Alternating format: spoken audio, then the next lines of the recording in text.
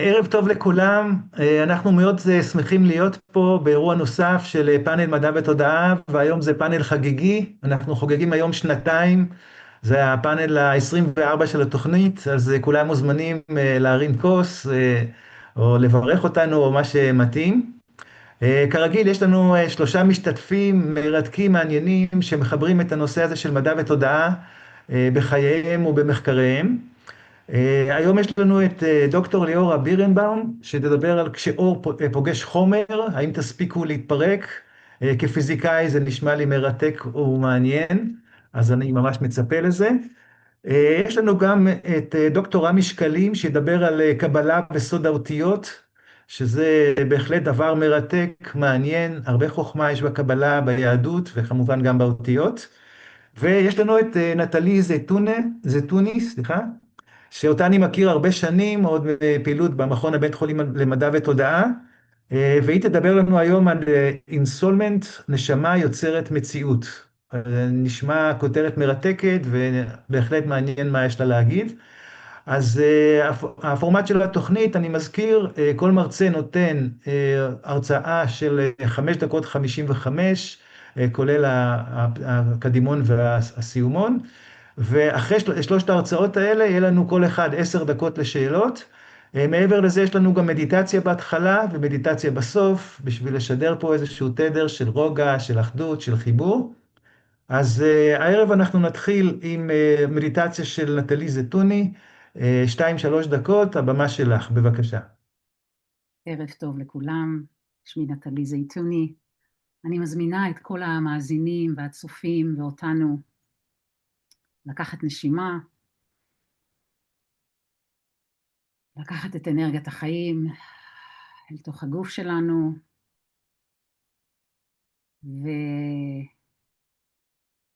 ולהרגיש מה זה להיות חי, נושם, קיים ברגע הזה.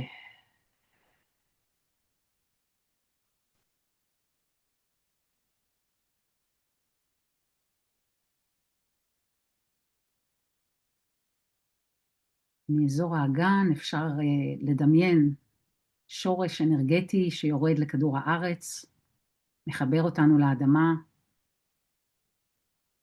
לממד הזה,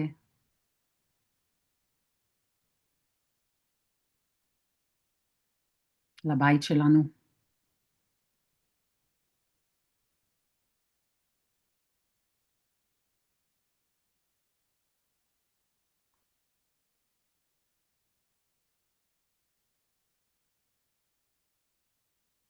ואז להביא את תשומת הלב למרכז שלנו, לסנטר.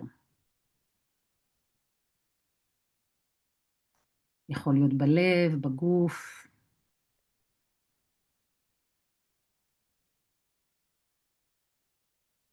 לנשום לתוך הסנטר.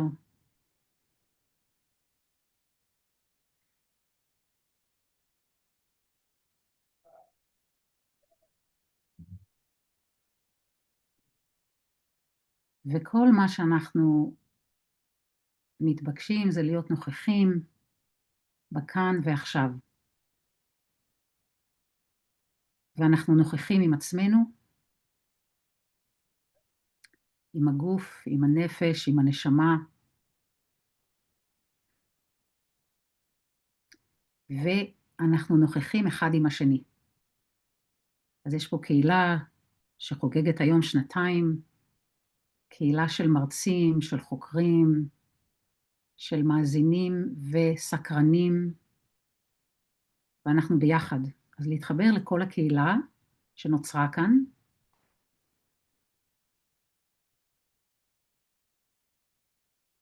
ופשוט להיות במקום של הודיה. הודיה שאנחנו קיימים, הודיה שאנחנו משחקים ביחד, משחק אנושי, כדי להתפתח.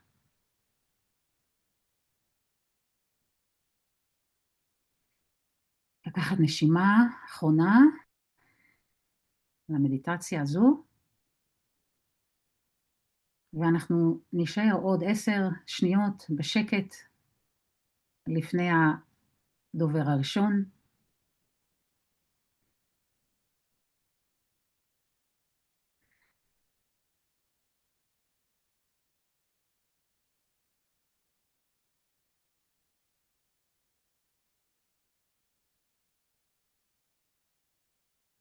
תודה רבה, ליאורה. תודה רבה לנטלי על מדיטציה נפלאה. אני מקווה שכולם מרגישים את התדר הנפלא הזה של חיבור, של אחדות, של רוגע, אז שוב תודה. המרצה הראשונה שלנו היא דוקטור ליאורה בירנבאום, והנושא של ההרצאה כשאור פוגש חומר, האם תסכימו להתפרק? ליאורה היא דוקטור לפסיכולוגיה, פסיכותרפיסטית לא שגרתית, שמשלבת תקשור בעבודתה, פיתחה גם שיטת טיפול ייחודי, פסיכולוגיה של הנשמה, ועוד ועוד, והיא תספר לנו על הדברים המרתקים שהיא עושה ב-55 השניות הבאות. בבקשה. אוקיי, אז כשאור פוגש חומר, המסר העיקרי, אפשר למצק אותו אולי במילה אחת, תתפרקו, אבל עכשיו ההסבר למה. אלברט איינשטיין קיבל את פרס הנובל שלו בזכות המחקר שלו על האפקט הפוטואלקטרי. מה שהוא גילה זה שכשאור פוגע במשטח מתכתי, הוא יכול לשחרר ממנו אלקטרונים. הנובל הגיע לעובדה שלא מדובר בעוצמת האור, אלא בתדירות האור. תדירות עברה סף מסוים, המתכת כמו התכווצ'צ'ה מבפנים ועשתה איזשהו רה-ארגון במבנה הפנימי שלה, מה ששחרר אלקטרונים החוצה. מה שאני למדתי במהלך עשרות שנות חקירה שלי עם תודעת היקום, זה שתהליכים פיזיקליים לרוב אינם מוגבלים רק לחומרים דחוסים כמו מתכת למשל. מבחינתי העצמי השלם שלנו, אני עוצרת רגע כדי לחבר, העצמי האישיותי, פוגש את העצמי הנשמתי. אני קוראת לזה העצמי האינטגרטיבי. והוא מורכב ממסה אנרגטית קריטית שיכולה להיות לא פחות דחוסה ממתכת. מפני שאנחנו מביאים איתנו פעם אחר פעם בכל מעבר חיים סוגיות שהן רגשיות, תפיסתיות, מנטליות, אבל הן בעצם סוגיות נשמתיות שלנו. אלה סוגיות מתגלגלות שמכיוון שחיינו דרכם ולמדנו דרכם והתלבטנו דרכם והפסדנו דרכם או ניצחנו דרכם, הפכו להיות איזושהי מסה קריטית שכעת, בזמן הזה, אני רואה את האפקט הפוטואלקטרי עובד גם על העצמי הזה. כלומר, איזה אלקטרונים תפיסתיים או רגשיים כל אחד מאיתנו יכול לשחרר כאשר אור חדש פוגש את החומר שהוא אנחנו. כל מערכות הגוף שלנו והמערכות המנטליות והרגשיות שלנו חשופות על פי ראייתי לאור חדש, לתדירויות חדשות, ולנו יש עמדה פנימית, איזושהי תודעה שאנחנו יכולים לשאול את עצמנו, האם הגענו לסף רוויה מסוים? התשובה היא כן, אבל האם אתם מזהים את זה? איזה סיטואציית חיים אתם לא מסכימים יותר שתנהל איתכם?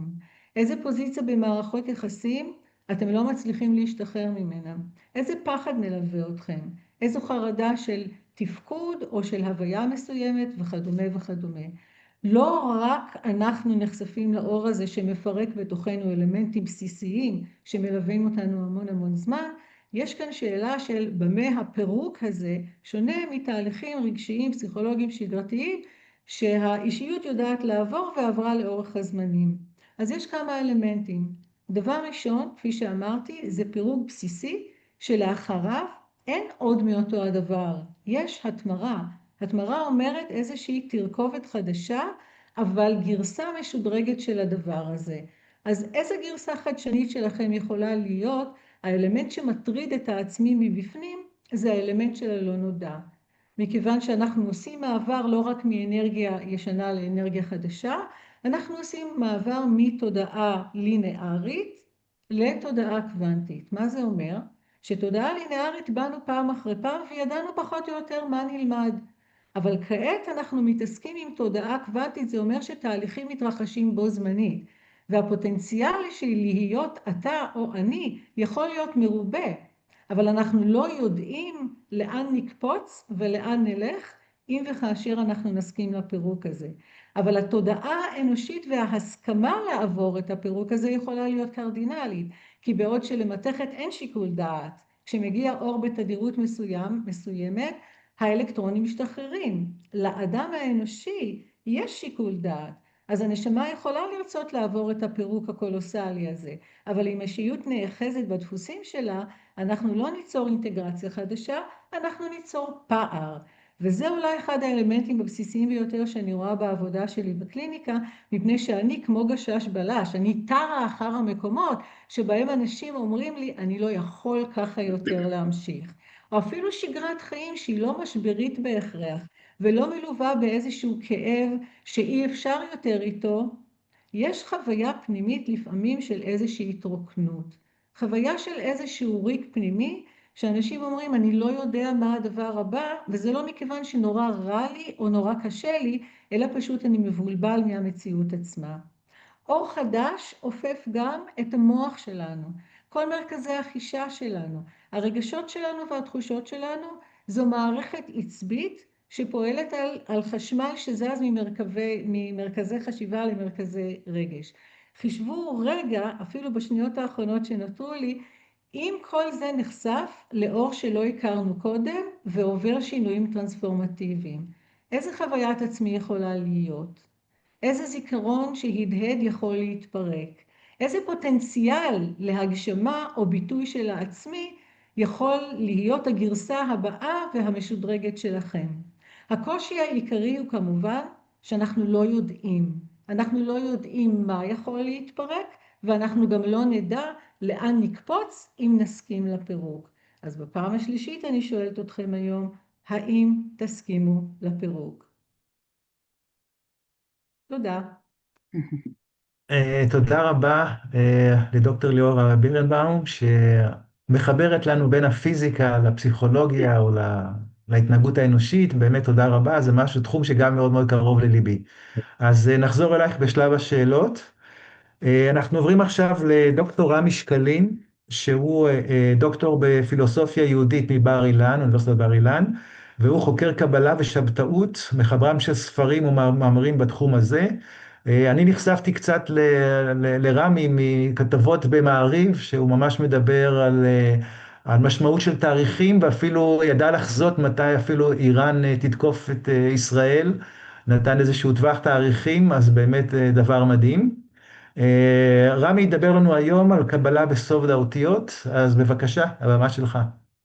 אוקיי, על פי שיטת קבלה שהתפתחה במאה ה-13, כשהאל החליט לצאת מצל חביונו כדי לגלות את עצמו ועצמותו ולברוא את העולם, הוא עשה דיפרנציאציה בתוך עצמו וחילק את עצמו ל-27 חלקים פנימיים. 27 החלקים האלה בנויים מ-22 אותיות האלף בית ומ5 אותיות מנצפח, האותיות הסופיות, מ' סופית, נ' סופית, פ' סופית וכו'. לאותיות האלה יש איכויות שונות. העיקרון הבסיסי הראשוני בתוך הדיפרנציאציה הזאת היא אותיות של זכר ונקבה, כי העיקרון שקיים בעולם הזה, שכל יצירה פרודוקטיבית, באה כתוצאה מאיחוד של זכר ונקבה, כך זה בני אדם שמולידים וכך בעלי חיים שמולידים. בעולם הראשוני, בהתחלה, זה התחיל בעולם האותיות, שמהם נוצר העולם. יש אותיות זכר ויש אותיות נקבה.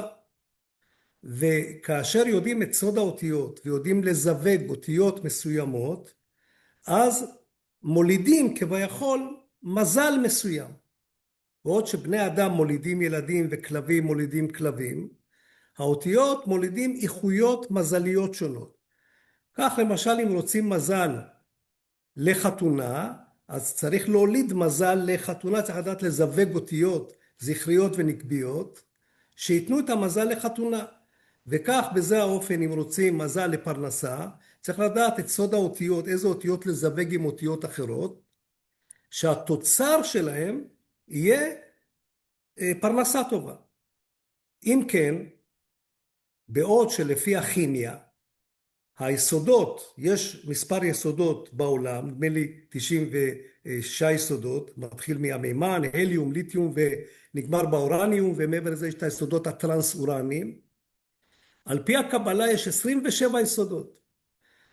לצד העניין שיש אותיות זכריות ואותיות נקביות, יש בקבלה התייחסות לתכונות אחרות של אותיות. יש אותיות שהן מצד מידת החסד, ויש אותיות שהן מצד מידת הדין. רוצה לומר, אותיות של חסד זה אותיות שפותחות את המזל, אותיות שנותנות שפע, ואותיות מצד הדין אלה אותיות שסוגרות את המזל, סוגרות את הברז.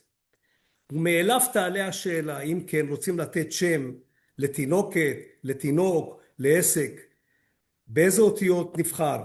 באותיות שפותחות מזל, אותיות סוגרות מזל? כמדומה לי שאנשים יגידו ודאי אותיות שפותחות מזל, אבל זו טעות חמורה. אם כן, אם נחשוב שפתיחת מזל זה לקחת צינור מים ולשחרר מים לעץ, אנחנו פותחים את המזל, העץ מקבל מים מעכשיו ועד עולם, בלי להפסיק בכלל. ברור שהעץ לא ישרוד, כי עודף שפע זה לא טוב. ומצד שני, אם ניקח אותיות שסוגרות מזל, ולדוגמה זו נסגור את הברז והעץ לא יקבל בכלל מים, אז הוא גם לא ישרוד. אז צריך לדעת לבנות מה שנקרא קונפיגורציה של אותיות, שיש בהם זכר ונקבה, ולהתאים אותם לתינוקת או לתינוק, בהתאמה לשם האמא. בקבלה, האמא היא מקור הברכה ולא האבא. מה לעשות, מעמדו של הגבר בקבלה כמעט ולא קיים. אז לוקחים את שם האמא ואת השם הפוטנציאלי שרוצים לתת לתינוקת או לתינוק, או את השמות, ובודקים מה השם הכי טוב שמתאים כאן במקרה הזה. לצד זה נבוא ונגיד שיש עוד איכות באותיות, וזה מבנה, מה שנקרא קונפיגורטיבי. מה? כשם שיש כלים שונים, לצרכים שונים. אז כשאדם רוצה לשתות מים, הוא שותה את זה עם כוס מים, וכשהוא רוצה לטגן אז הוא משתמש במחבת, וכשהוא רוצה לבשל הוא משתמש בסיר. כך לכל אות יש את המבנה שלה ואת השימוש המיוחד לה. מתברר שלאותיות יש גם צורות, יש מבנה מסוים, והמבנה עצמו, סוד המבנה עצמו, מכוון לשם האל. זאת אומרת, אם שם האל זה אות י', אות ה', אות ו', אות ה', אנחנו קוראים לזה שם הוויה, ובגימטריה זה יוצא 26, הרי אם למשל ניקח את אות א', א' זה ו', וי', וי', ו' זה 6, י', י' זה 20, 26.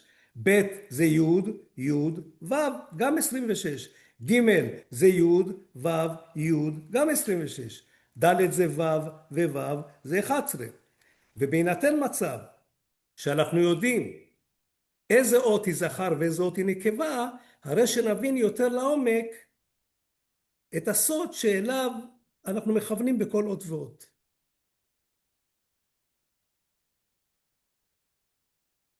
תודה רבה, רמי, על הצצה לכל הנושא הזה של הקבלה וסוד האותיות, באמת מרתק ומדהים. נחזור אליך בשלב השאלות. והמרצאה השלישית של היום, נטלי זייתוני, אז היא חוקרת ומפתחת מודלים של תודעה ומציאות, רפואה אנרגטית, פסיכולוגיה של נשמות, מתקשרת את דרך האינסולמנט, מרצה ומנחה סדנאות ברחבי העולם. אז היא תדבר היום על הנושא הזה של אינסולמנט, נשמה יוצרת מציאות. בבקשה. ערב טוב לכולם. אז ככה, המילה אינסולמנט, היא בעצם ירדה בזמן שכתבתי וחקרתי את הנושא, ירדה המילה אינסולמנט. אינסולמנט זה בעצם כמו יהובה, שזה היה, הווה, מתהווה, בנושא הנשמה. זאת אומרת, איך הנשמה עוברת תהליך של התגלמות וביטוי בממד הפיזי. אז המילה אינסולמנט זה כמו המילה embodiment, איך אדם מגלם, חי, מתחבר לגוף שלו, אותו דבר יש את האספקט הנשמתי. הגעתי למילה הזאת, ובכלל לגוף הידע הזה, זה התחיל בערך לפני 10 שנים, שהתחלתי פשוט לשבת לכתוב כתיבה אוטומטית, וזה פשוט ירד. ירד מודל מקסים, אני חושבת, שלא רק אומר, אוקיי, יש נשמות, אוקיי, יש לנו את ממד האלוהות, ממד הנשמות, ממד האישיות, הכלי הפיזי, אבל איך זה בדיוק עובד אחד עם השני?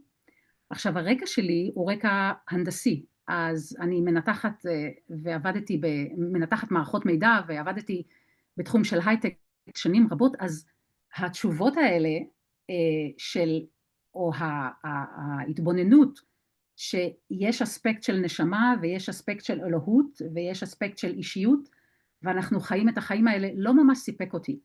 אז התחלתי לשאול שאלות בזמן שאני כותבת, ואז התחיל לרדת גוף ידע מרתק.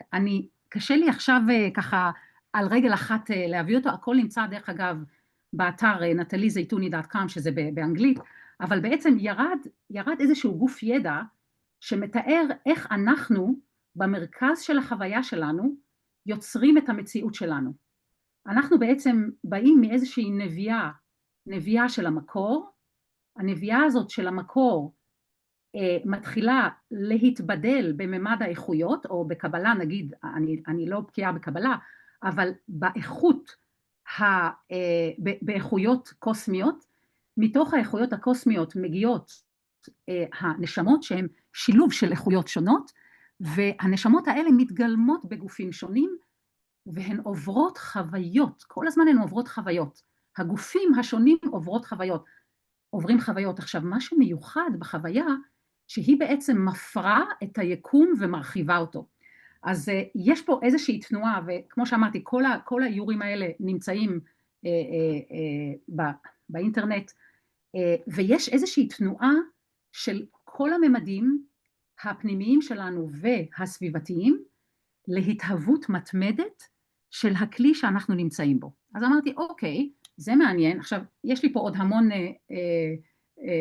איורים, כי רוב האינפורמציה, אני התעסקתי בקלרוויינס, שזה בעצם היכולת לראות אנרגיות ולרפא דרך אנרגיות, אז בעצם רוב המידע שמגיע אליי מגיע בתמונות ויזואליות. אז אמרתי, אוקיי, אבל מה הקשר? למה זה בכלל רלוונטי לי, ומה זה רלוונטי לאנושות? מה המשמעות של זה? אז התחלתי לחקור את הקשר בין התודעה שאנחנו נמצאים בה, החלק האנושי שלנו, התפיסה, האנרגיה, מה זה נשמה, מה זו המהות הזאת שרוטטת ברגע הזה, בכל אחד ואחד מאיתנו, בכל דבר. התחלתי לחקור ולהתבונן מה היחסים ביניהם. והיחסים ביניהם בעצם מביאה איזושהי גיאומטריה. גיאומטריה זה בעצם מיקומים של האנרגיה, של התודעה, של התפיסה, ואיך היא משפיעה על היצירה והחוויה של המציאות. וכל מה שכרגע אני חוקרת וממשיכה לחקור, רוב תוצאות המחקר נמצאות בספרים ומאמרים שאני מפרסמת, רובם באנגלית, בעצם מתבוננת בשאלה איך אני יוצרת מציאות וחובה מציאות. זאת השאלה העיקרית. ומה הקשר שזה בכלל לנשמה? ואיך אינסולמנט, שזה תהליך גילום וביטוי הנשמה, איך אינסולמנט יכול לעזור לאדם ליצור מציאות מהמקום הנשמתי, אוקיי? זו כל ההתבוננות. הנושא הכי משמעותי, או הנקודה הכי משמעותית שהגיעה דרך אינסולמנט, זה שהעולם מתפתח דרך חלקיקי חוויה. אבל מה זה חלקיק של חוויה? ואיך הוא יוצר עולמות, ואיך העולמות מתחברים אחד עם השני? זו שאלה מרתקת, ותכלס ההזמנה שלי למאזינים ולצופים, זה בעצם 3 דברים עיקריים. האם אני מכיר את האספקט הנשמתי שלי? זאת שאלה ראשונה. איך אני יוצרת את המציאות שלי? כי יצירת מציאות היא לא ככה זה, ועכשיו זה עובד על כולם. איך אני יוצרת את המציאות שלי? זאת אומרת, מה הגיאומטריה, מה היחסים והמודל והקשר בין מחשבות, אמונות, מעשים ויצירת המציאות, והאם אני מסוגלת לחולל אותה ביום-יום שלי. אז זה ככה בקצרה, ואני אשמח לענות יותר מאוחר על שאלות. תודה רבה.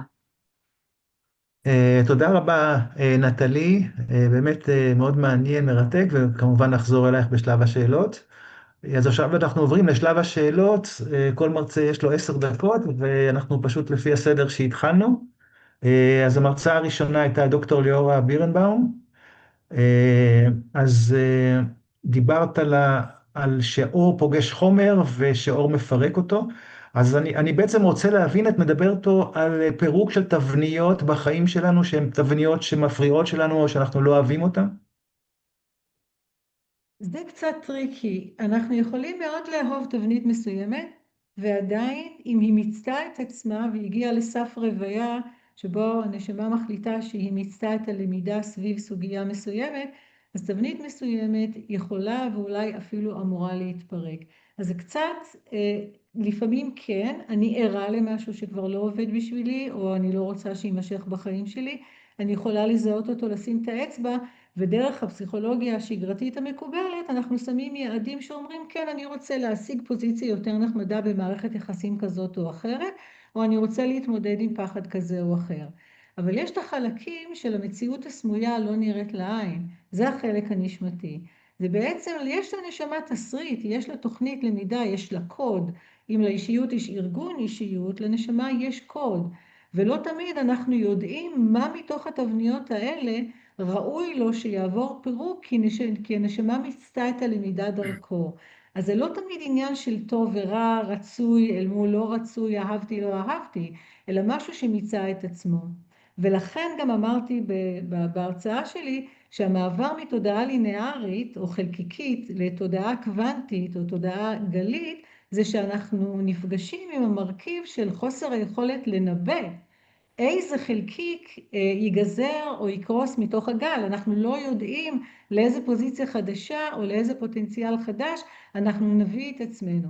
ולכן העצמי הפנימי שלנו עלול לעמוד על רגליים אחוריות, כי החלקים הלא מודעים של אישיות פוגשת נשמה עלולים להגיד, רגע, שינוי זה נורא נחמד, אבל לא בבית ספרי, אני לא מעוניין בלא נודע.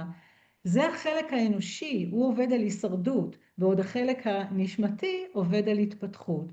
ההחלאה החדשה של לפרק את המבנים האלה, זה לפרק לא רק מבנים שלמדתי דרכם, זה גם מבנים שהגבילו למידה במקומות אחרים. זה מבנים שלא אפשרו לי, למשל, להכיר מציאויות נוספות או גוונים נוספים של חוויית העצמי שלי. אז כן, זה משולב. אוקיי, יפה, תודה. כמו שאמרתי קודם, בעצם אני מאוד אוהב את הגישה הזאת שמכללים ונוסחאות פיזיקליות אפשר ללמוד עלינו. כן, אני מאמין שאפשר בעצם מכל כלל להסיק כלל פיזיקלי, אפשר לתת עצות לאנשים להתפתחות אישית, לריפוי ואושר. אז בעצם אם אני מבין נכון, את משתמשת בנוסחה של איינשטיין, E שווה MC בריבוע, לומר בעצם שאנחנו מביאים אנרגיה או אהבה כדי לפרק את החומר או לשנות אותו. אני צודק? אתה צודק באמת שלך, זה יפה, אתה הוספת פה, עזרת לי להוסיף איזשהו נדבך מעניין, אבל אם אני מסתכלת רגע על האפקט הפוטואלקטרי, על האיינשטיין, אז זה בעצם אור, זאת אומרת תרומת היקום לתהליך הפסיכו-רוחני שהעצמי האינטגרטיבי הזה עובר. שוב, נקודת החיבור שבין הנשמה לבין האישיות, מביאה אור אינסופי וחומר. החומר ראוי לו שבשלב הזה יהיה מודע לעובדה שהוא רוח שמתלבשת בבגדים אנושיים. אנחנו רוח שמתנסה בחוויה אנושית. האור שמשתנה בפלנטה שלנו ואנחנו נחשפים אליו עכשיו, יש לו יכולת להביא תדירויות שיפרקו גם את המבנים המודבקים ביותר שאנחנו הבאנו איתנו פעם אחר פעם. אז זה לא שאני משתמשת בנוסחה, אני רואה בעיניים שלי, גם כשאני מתקשרת וגם כשאני עובדת עם אנשים, את הסף הדחוס של המתכת שמסרבת לפירוק המבנה. זאת אומרת, אדם יכול לראות בפירוש את הקושי, יכול לראות את המציאות, איפה היא לא עובדת יותר, איפה יש כבר סף של כאב או סבל או פשוט שעמום שגרה או ריקנות, ועדיין ההאחזות היא במקום הזה. יש מקום לתודעה או לאור הפנימי שאדם מביא, אתה קראת לזה אהבה או כל דבר אחר, אבל מאוד חשוב לי להראות לאנשים שמדובר בחיבור בין מציאויות. האור הזה זמין לכולם גם אם אני לא אוהבת אף אחד. אני חשופה לו בהיותי רוח שעוברת בחומר. הרעיון של הפירוק הפוטואלקטרי הזה של העצמי האינטגרטיבי, זה בעצם חזרה למהות המקורית שלי, זה ההיזכרות שלי במי אני באמת. מכיוון שאנחנו עטופים בכל השכבות האנושיות שלבשנו פעם אחרי פעם בכל הגלגולים שלנו, וגם אם אין לנו זיכרון כזה קוגניטיבי, אנחנו פועלים מתוך הזיכרונות. הפירוק הזה מאפשר לנו התמרה של אור מקור, או חזרה לקוד מקור, מה שאומר שההיזכרות במי אני, זה לא בהכרח זיכרון של איפה הייתי ומה עשיתי בגלגוליי הקודמים, אלא זיכרון אינטואיטיבי. החלק הנשמתי הוא החלק האינטואיטיבי, והוא יעבור דרך המרכיב האישיותי בצורה הרבה יותר בולטת ובצורה הרבה יותר נחושה. זאת אומרת שבמקום שננהל את רוב חיינו על סמך רציונל ולוגיקה ושיקול דעת, זה חשוב, אבל המרכיב האינטואיטיבי יקבל ביטוי הרבה יותר עמוק והרבה יותר משמעותי, שוב, לאלו שיסכימו. ולכן חזרתי על המסר הזה, תסכימו לפירוק. כן, הבנתי, תודה. זה אולי מקום להזכיר גם את הנושא של תדר התעודה, לכל אחד מאיתנו יש את התדר שלו, את הייחודיות שלו, את הצבע שלו. אני רוצה לפתוח עכשיו את הסשן הזה לשאלות גם מרמי ונטלי. יש לכם שאלות לליאורה? ליאורה, אני סקרנית, איך לפי הגישה שלך מביאים את האור, ואיך אנחנו ככה, זאת אומרת, כיצד הנכחת האור והפירוק נעשה? את יכולה לתת דוגמה? לא ירדתי לסוף דעתך. מה זאת אומרת כיצד אנחנו מביאים את האור? הכל הוא אנחנו אור, מנכיחים אוקיי, את האור? בסדר. האור הוא אולי הבנאי הראשון והמשמעותי והחזק ביותר של המציאות. בסך הכל גם חומר דחוס הוא אור כלוא מבפנים, עם תדרים יותר דחוסים, עם ויברציה אחרת. אז אנחנו לא, בתפיסה שלי לא מביאים את האור, אנחנו האור. אנחנו ביטוי גלום של אור על כל דבר שאנחנו עושים. זה לא רק הגוף שלנו, שהוא החלק היותר דחוס, וגם הוא אור. גם המחשבות שלנו, הרגשות שלנו, התחושות שלנו, התפיסות, כל החלקים המנטליים האלה, הכל בתפיסה שלי הוא אור. אז בעצם את מביאה אותי לומר משהו שלא התכוונתי להגיד קודם, לא שהכבדתי אותו, אבל פשוט לא חשבתי עליו קודם, שזה לא רק אור פוגש חומר והוא יפרק תבניות, זה גם אור פוגש אור, והוא יוצר איתו תצורות חדשות. וזה בדיוק מה שאת אמרת קודם, כי היקום מתרחב כל העת, דרך תנועה של, את הגדרת את זה כחוויה, אני רואה את זה כמשמעויות של תנועות אנרגטיות שקשורות באור, בתדרים, בוויברציות, גם בצבעים ובסמלים, אבל השפה הבסיסית של היקום היא שפת האור, לפני כל דבר אחר. אז אנחנו בעצם אור, ואנחנו פוגשים אור, ואנחנו כל הזמן יוצרים וריאציות חדשות כאלה ואחרות על איך האור הזה נראה. האם האור הזה יהיה דחוס יותר, יהיה דחוס פחות? האם זה יגלם חוויה אנושית כלשהי, או שזה יכול להיות מה שאת הגדרת, ירד משהו, אינטואיציה מסוימת. אבל בסיכומו של דבר זה אור שחווה את עצמו במגוון אפשרויות, וקורא לזה, ככה זה להיות אנושי. מקסים. רמי, יש לך איזה שאלה או לליאורה או הערה? אני שומע ומוקסם, בסדר. כן, ראוי לציין גם את ספקטרום האור, כן, אור לבן נשבר לכל הצבעים, אז המקור שלנו אחד, אבל הביטויים שלו רבים, כמו שדיברת על זה, כל המשחקים של האור, האור בעצם משחק את עצמו, אז באמת הכל קשור. אני יכולה להוסיף משהו על חשבון שאלה כן, יש שלא לנו, נשארה? כן, אוקיי, בהחלט. יופי, כי התחלתי עם איינשטיין, אני רוצה רגע לחזור על הגילוי הגדול שבעקבותיו הגיעו עוד פיזיקאים מהמחלקה הקוונטית, שלגלות את האור במצבו הדואלי, שהוא יודע להיות גם גל ויודע גם להיות חלקיק. וגם הרבה מהעבודה שלי מבוססת על המכניקת הקוונטים, במובן של לעבור מתודעה חלקיקית לתודעה גלית. כי תודעה חלקיקית אומרת, האדם משליך את עצמו על תפיסת החלקיק. אנחנו לא רואים את עצמנו גל, אנחנו רואים את עצמנו חלקיק חומר. אבל לעבור לתודעה גלית אומר, אני אוסף אפשרויות להיות, ואיזה חלקיק יקרוס, פונקציית הגל, איזה חלקיק יקרוס עכשיו למובחנות, זה משהו שאני כרגע לא יודע לנבא אותו. אבל בתודעה לינארית חלקיקית, קרמטית, יכולתי לנבא אותו, כי לנשמה הייתה תוכנית למידה. אז אם היא באה ללמוד בדרך מסוימת פה, היא תתגלגל דרך שם וכולי וכולי.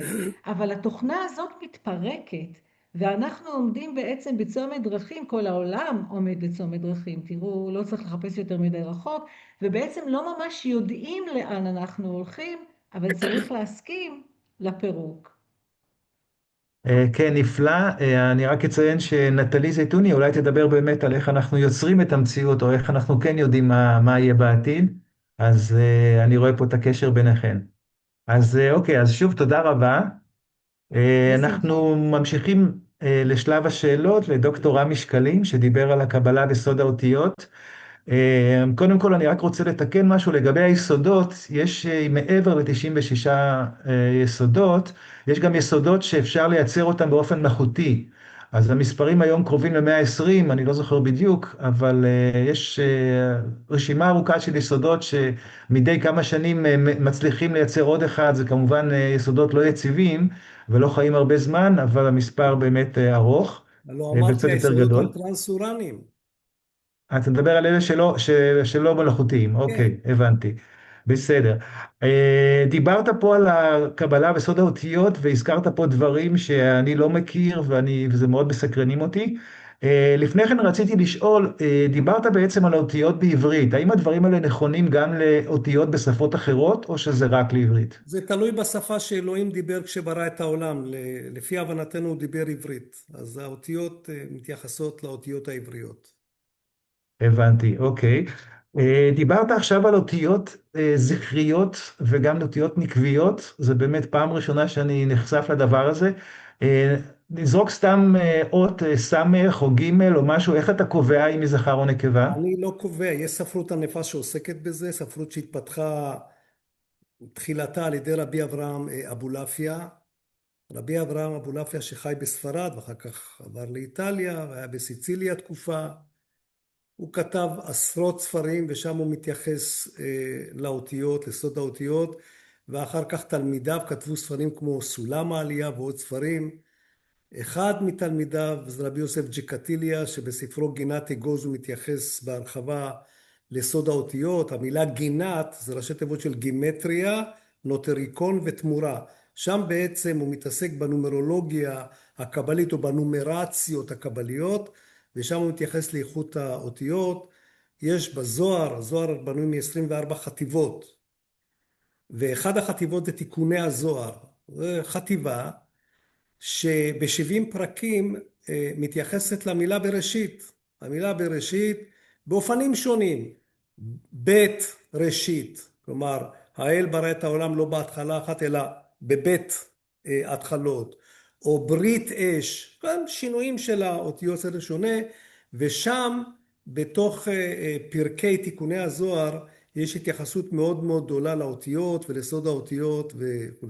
יש דעות מוחלפות לפה ולפה ביניהם, אבל הדברים מופיעים שם, ומי שירצה יוכל לעיין שם וללמוד את הנושא הזה. אוקיי, תודה. אז אתה בעצם, אני חושב, ענית לי על שאלה אחרת שרציתי לשאול, זה בעצם מי חשף את הסוד? אז אתה בעצם דיברת פה על הדמויות הראשונות שפיתחו את הרעיונות האלה. אני צודק, כן? נכון, כן, כן, כן, כן. אוקיי, מצוין. שאלה שמרתקת שאני מאוד מעניין אותי לשאול אותך, האם אתה מיישם את זה בחיים שלך? למשל, האם בחרת את בת הזוג שלך, אם יש לך, או את השמות של הילדים, גם אם יש לך, האם בחרת על סמך כל הידע הזה, הידע העשיר שיש לך? קצת, לא הרבה, לא מתעמק בזה הרבה לעצמי, בוחן פה ושם קצת דברים, אבל יש אנשים שבאים, שואלים, מתייעצים, אז שם אני מעמיק יותר, אבל ברמה האישית, באופן אישי, אני לא מתעמק בזה.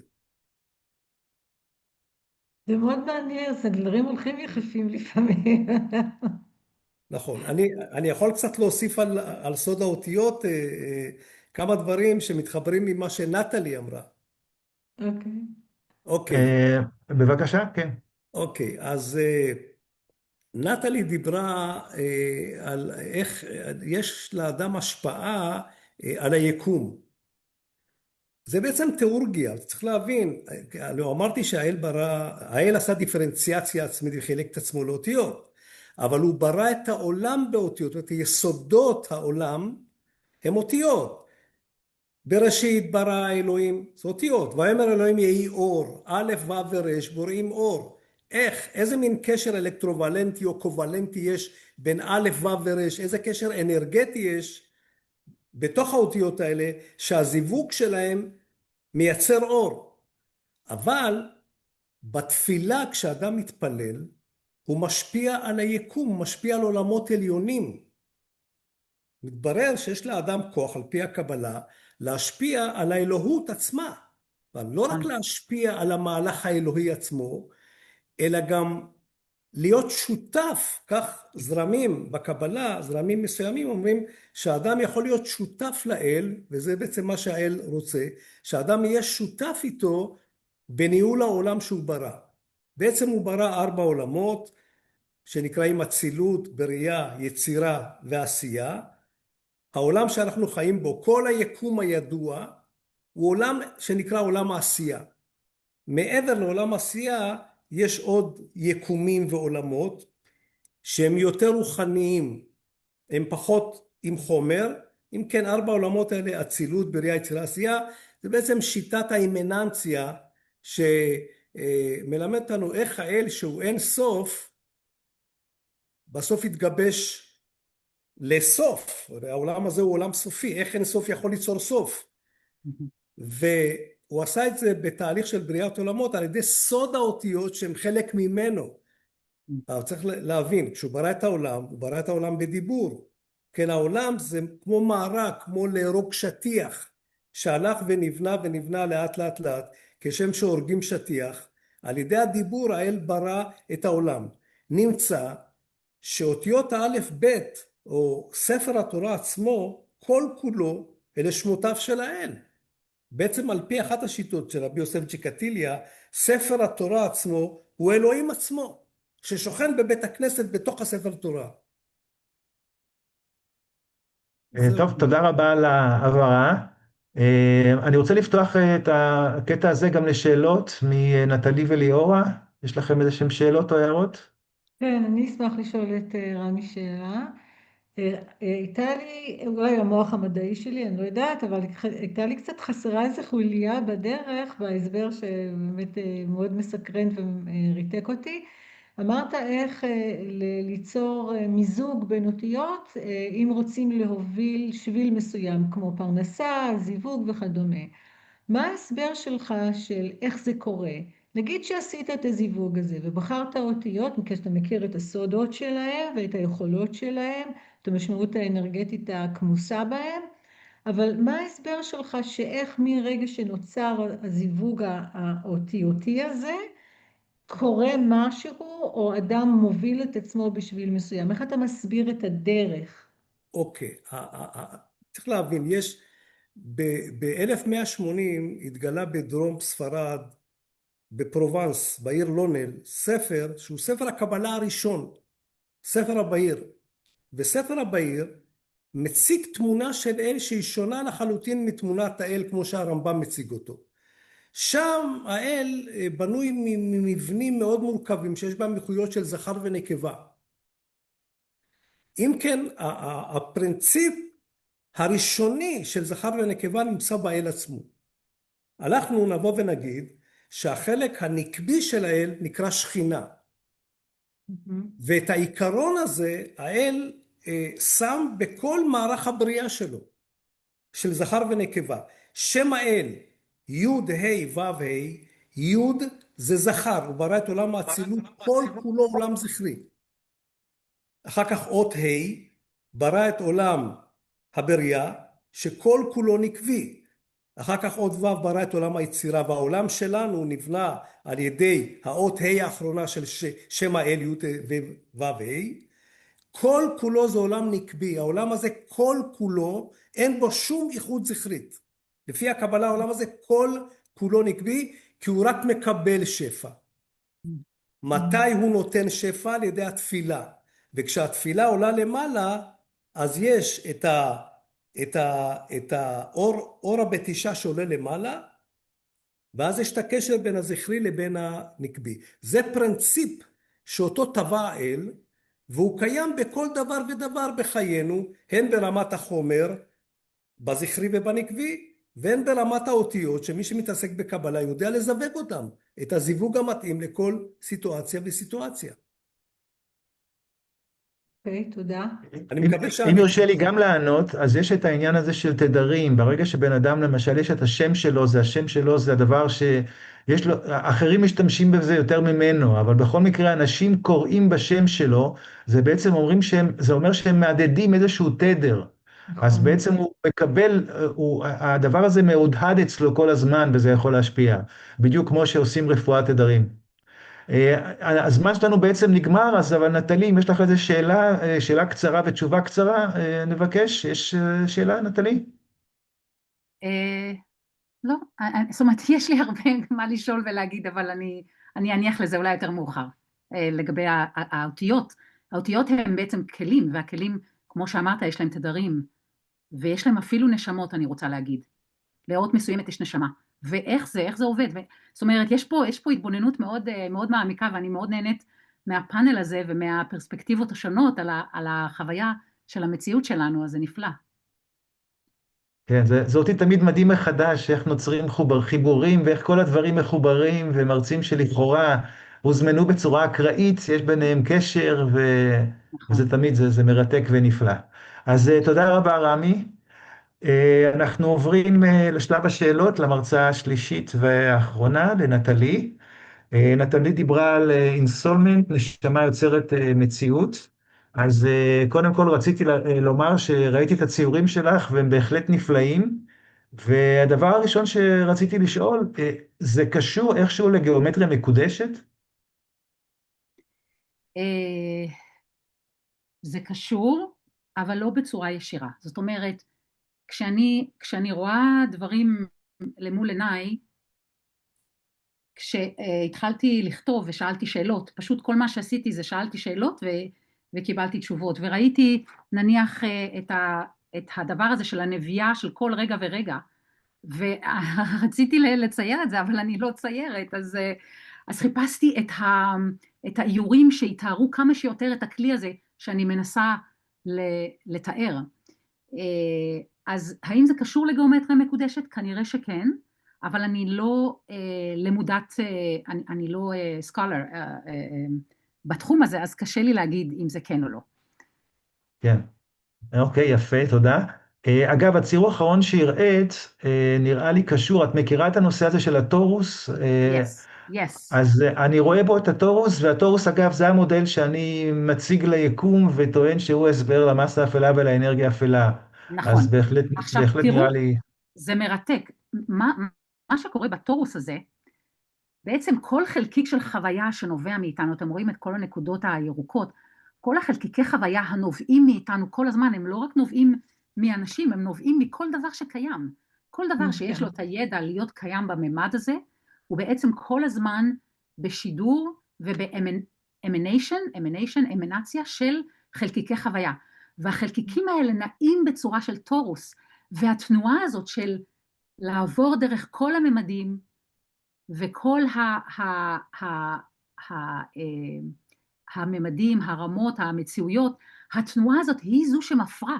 זאת אומרת, יש פה איזושהי, אנחנו נגיד, אני יושבת פה בקליפורניה, אנחנו חלק יושבים בתל אביב, ואנחנו כל הזמן משדרים חלקיקי תודעה, והחלקיקי תודעה האלה, או חלקיקי חוויה, יותר נכון, יש לחלקיקי חוויה האלה נשמה, ויש לחלקיקי חוויה האלה תודעה, אבל אנחנו כל הזמן משדרים אותם.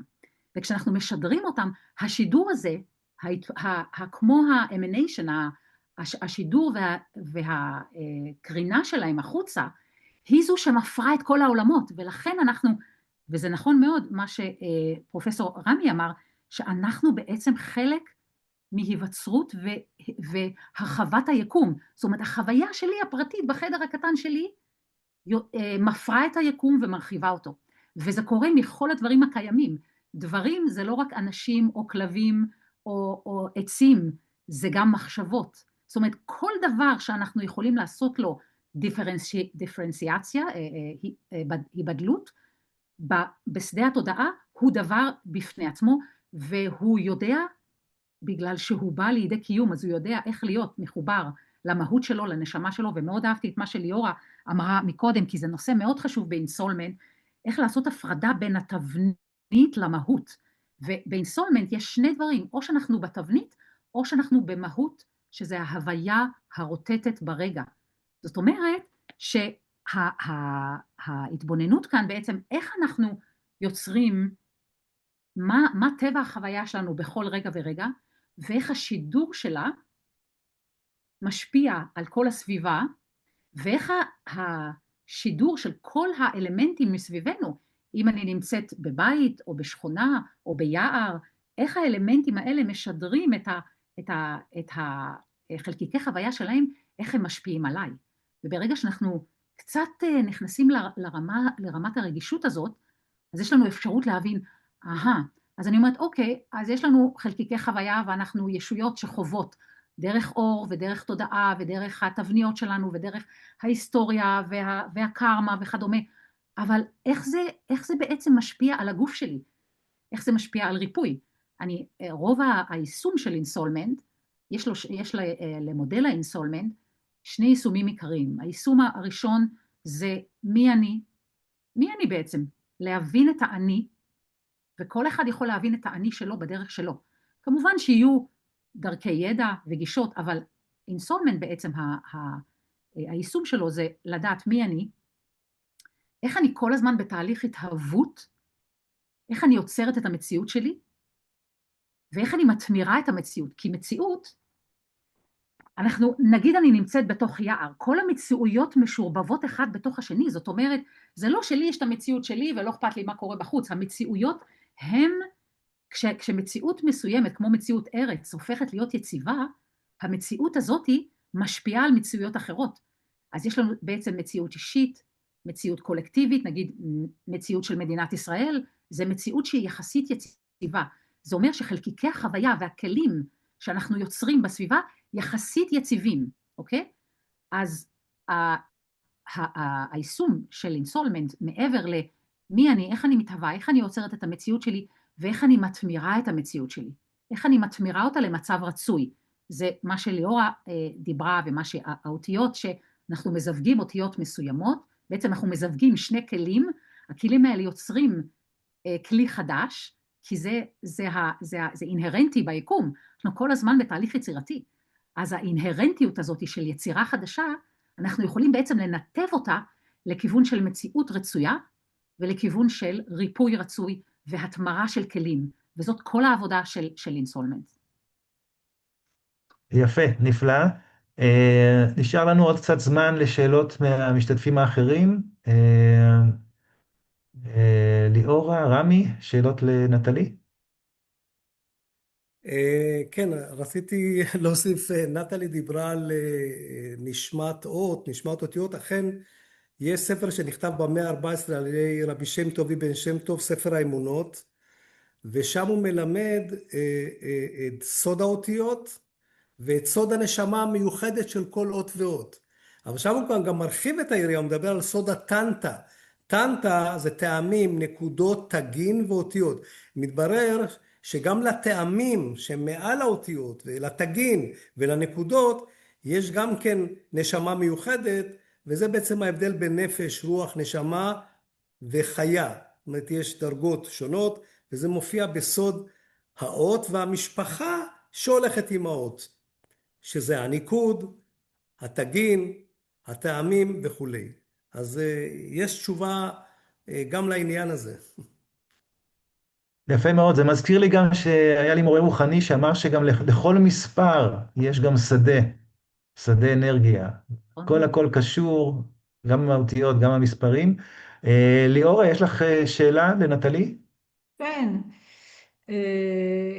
אני ככה תהיתי לעצמי כשהצגת את האיורים וההסברים שלך, האם את משתמשת בזה כמודל אבחוני, טיפולי או תיאורטי? אם את יכולה טיפה יותר להסביר איך את משתמשת בזה בעבודתך? נהדר. כשאני מתבוננת בסיטואציה מסוימת, נגיד חוסר איזון מסוים, איזון פיזי או איזון נפשי, אני אפילו גם לא רוצה לקרוא לזה מחלה, קודם כל כי האותיות ייתנו על זה מחלה, אז אני אף פעם לא קוראת למשהו סרטן מחלה, כי זה כבר מקבע את התבנית. נכון, זה. את אז תבנית, כן. אני מתבוננת בעיניים פתוחות לגמרי על סיטואציה כן. מסוימת. ואז אני אוקיי. מתבוננת בסיפור שחי בתוך האדם. כשאדם בא ומספר לי סיפור, משהו קשה לו, כואב לו, מאתגר, אני מקשיבה לסיפור. הסיפור בעצמו, יש לו אנרגיה, יש לו תדר. ואז אני מתבוננת ברמות שהסיפור הזה קיים.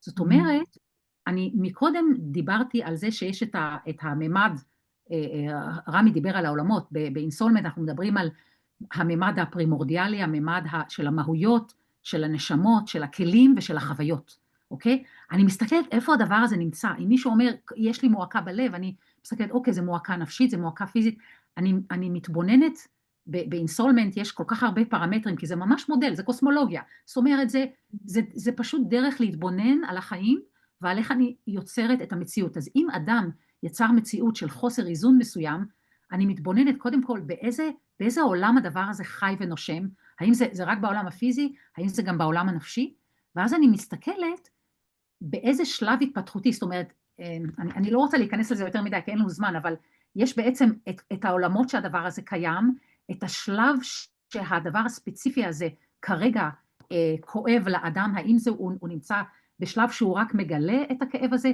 האם הוא חי איתו כבר 20 שנה, האם זה משהו שכבר זה בין דורי, אז אני מתבוננת בכל האספקטים האישיים, הבין אישיים, הבין דוריים, הקולקטיביים, ואז אספקטים שאין לי מושג כי זה בתת מודע.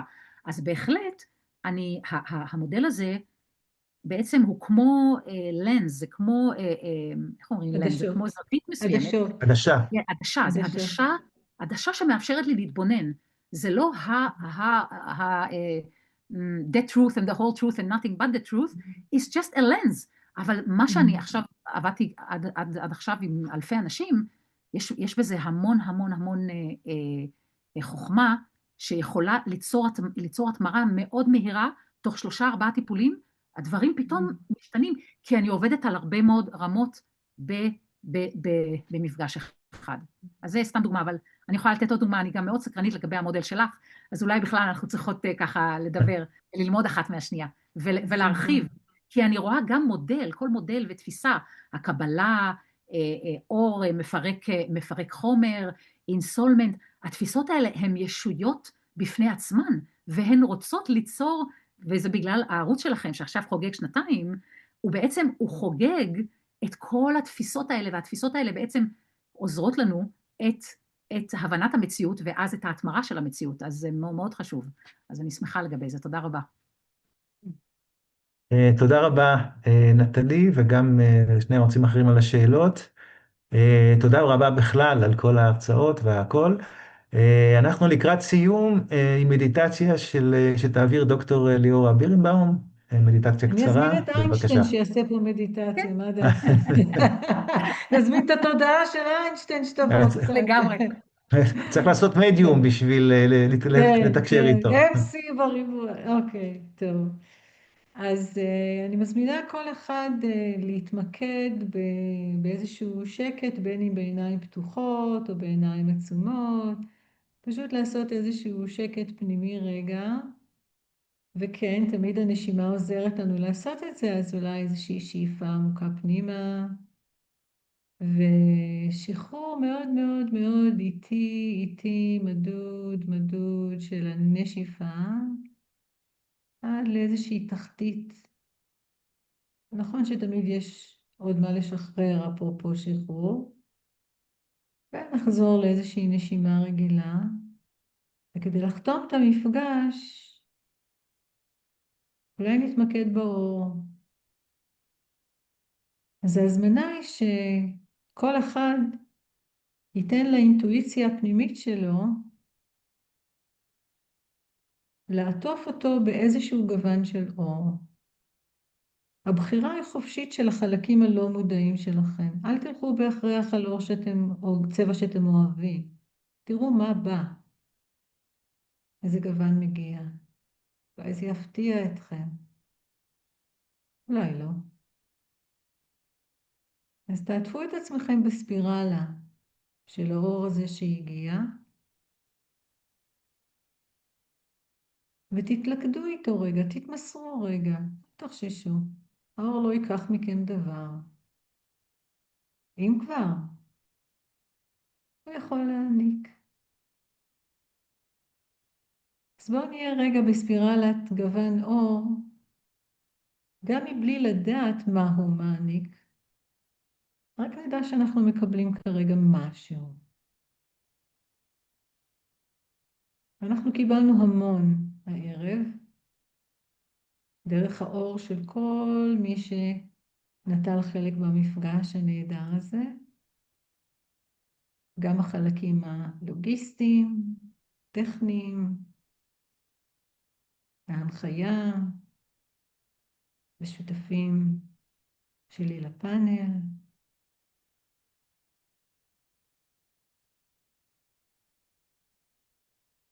אז